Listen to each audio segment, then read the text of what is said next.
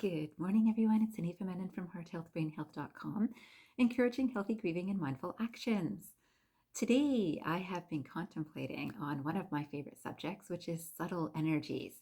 And some of you know that I work with energy work, and I have through quite some time. So, again, it might have started with therapeutic touch at McMaster University and to acupuncture through the Canadian College of Naturopathic Medicine, through my own practice. And certainly now, more than ever, this subtle energy, which I'm aware, extends through thoughts, words, and actions.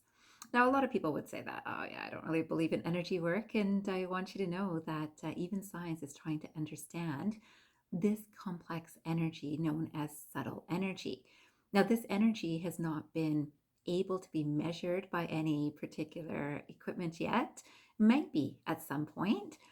Of course, in spirituality, we might say that it's always been there, and people who practice energy work of any sort, and this I would include spiritual teachers and leaders and guides and practitioners, as well as people in hospitals, because there is a subtle energy that is always being shared.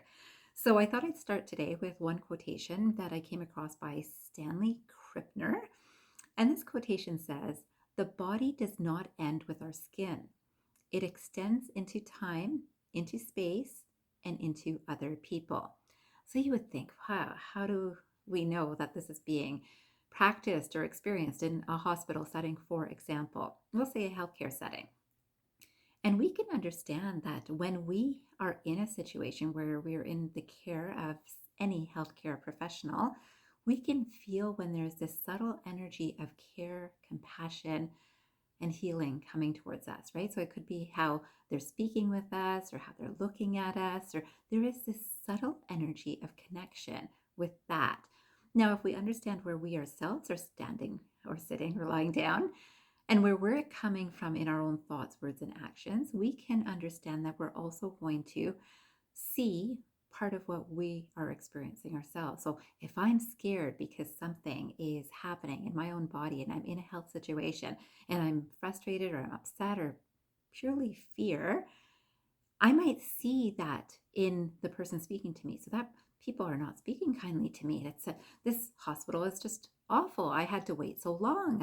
The drive was terrible. There was so much traffic on the road, and there were so many aggressive people, and all of that. Even if someone is taking a bus or a cab to get to that appointment, they will see that all of that experience is very similar in the subtle energy that they themselves are feeling.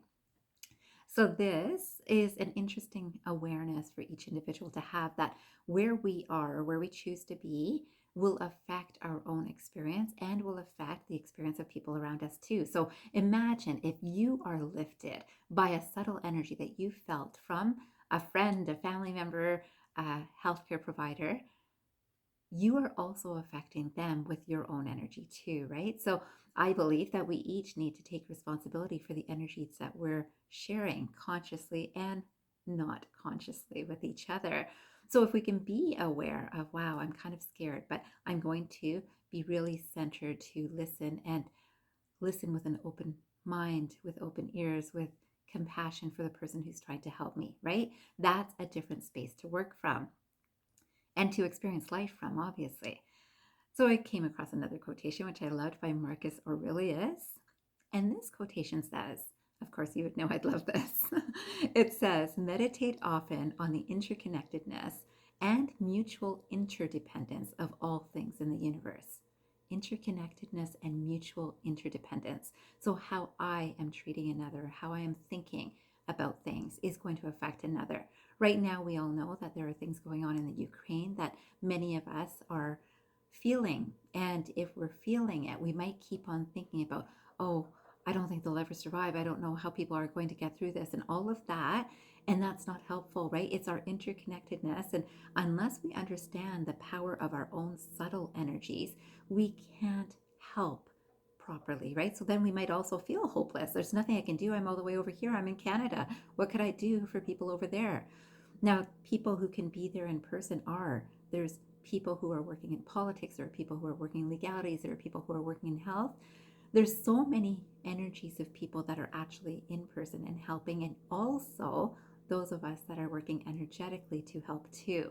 And remembering that, wow, maybe I don't have such a strong way to help energetically. I haven't mastered that skill yet, but I do know how to send love, right? I do know how to pray. I do know how to meditate. Maybe some of you do.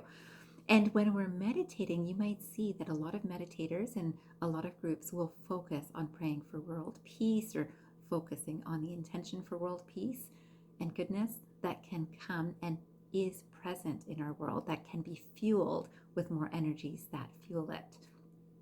So today I would love for you to sit for 5 minutes and see, where are you in your subtle energies? In those thoughts, words, and actions that you do regularly, can you be consciously aware of putting out good energy to the world around you? And you will notice that it will be experienced by the people closest to you, will certainly be experienced by yourself, and it will be experienced by the world. And that takes a little bit of trust and faith in the power of subtle energies. So for 5 minutes, focus on your subtle energies being those that send out good somewhere, right? For peace, for love, for joy, for happiness, for safety, for health, all of these things, right? And I wanted to finish by a quotation by someone who's named Mantak Chia, which he's a person who founded the Healing Tao system in North America.